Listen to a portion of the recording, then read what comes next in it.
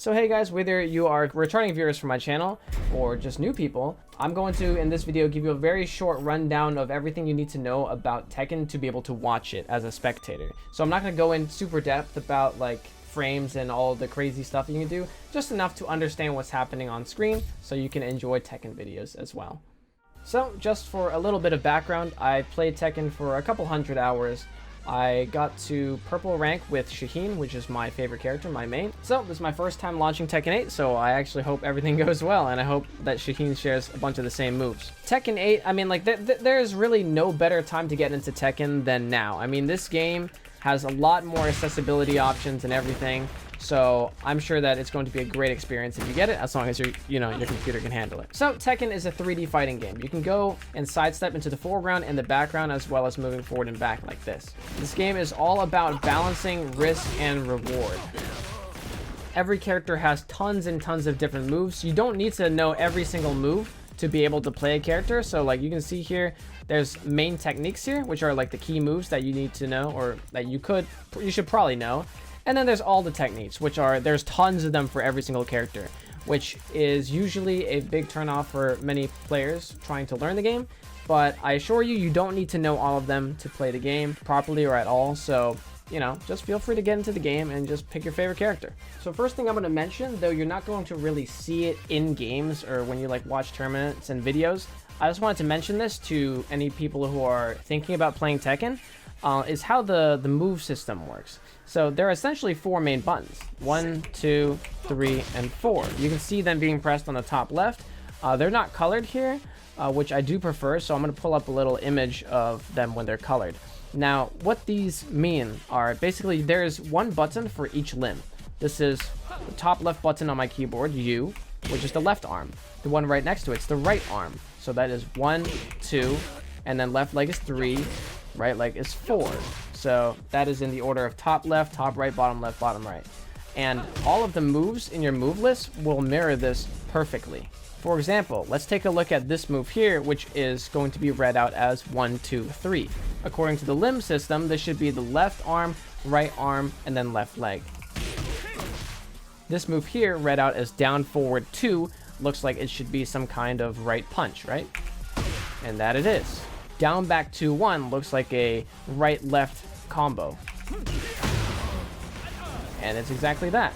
So this system, I think, is really intuitive, and it's it's just awesome. It helps you memorize the moves a lot easier, and I really love that they did this. So I just wanted to mention that. So let's start talking about the three main types of moves in Tekken. You have highs, you have mids, and you have lows. High moves are generally very fast, and they're very safe. They're low risk. However, though they are very safe, even when the opponent blocks them, they can duck under them, so watch out. Next are the mid moves. These are where the strongest moves in the game lie. In order to block them, you have to be standing up. As for low attacks, well, obviously, you have to be crouch blocking in order to block them. Low attacks in Tekken can range from very quick, low damage pokes to very committal and powerful moves that are super unsafe. However, generally when you watch Tekken, most players will be blocking while standing, and you block by just holding back. People will usually block standing because low moves are usually just too fast and not worth the risk of blocking, because the opponent might throw out a mid, which is arguably more dangerous. So in general, players will usually just tank a bunch of the low attacks, and once they get a read on the opponent's timing, that's when they catch them with a block while crouching, or you can do a low parry by tapping down forward right as a low is about to hit you. Now, about risk. What do I mean by that is, well, first of all, if you just miss a move, the opponent can catch the time that you're recovering from it and hit you. Or they can, of course, sidestep your move and then hit you after sidestepping it. The most common kind of punish is the block punish. So, for example, if I do a safe move and I hold back to block, I will recover in time to block it. But if I do a move that is unsafe, like this, and I'm holding back, I will get hit no matter what. That's called a punish. Now, what Dragunov is doing here is he's just jabbing me once. That is not technically the optimal punish for this attack.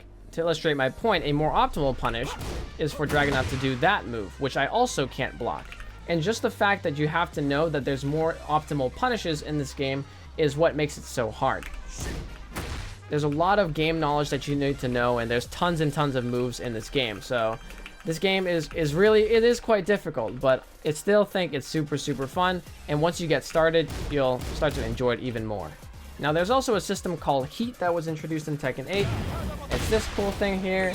Basically you can enter Heat once per round, and it grants access to some cool moves and whatnot.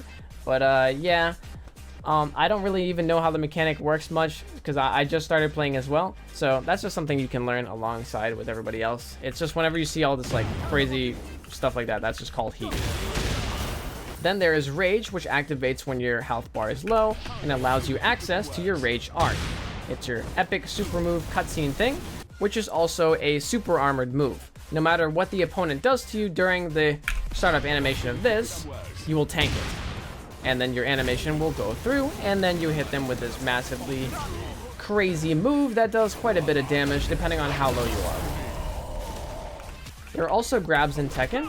Just about every single grab in the game can be broken on reaction. So the opponent, whenever I grab them, all they have to do is press the correct button to break out of it.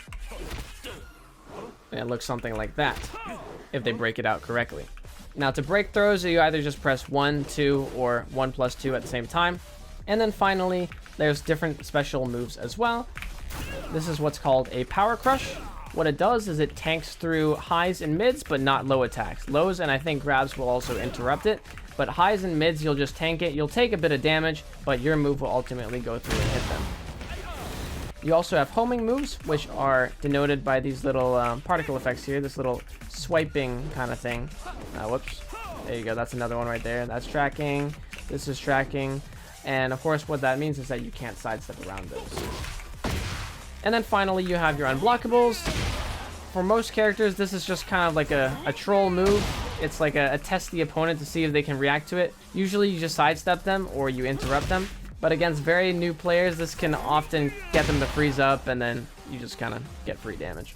And the final thing I want to talk about is just kind of combos, I guess. Combos are really free-flowing in Tekken. So basically what I mean by that is that there's like a lot of different combo routes, and you can kind of just create your own combos after you learn more and more moves in your move list, which I think is awesome because there's so many different moves to choose from. You can pick like 2 different players on the same character and they're gonna play completely differently usually.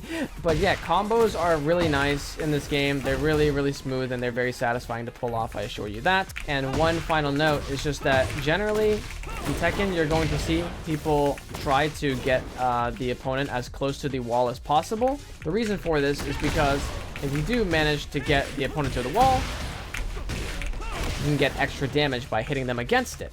But in general, yeah, that's pretty much all there is to Tekken in basics in order to, you know, spectate it as a game. But I think in general, Tekken is a very good fighting game to watch, even if you don't know how the game works, because, you know, it's just fighting. It's like just martial arts.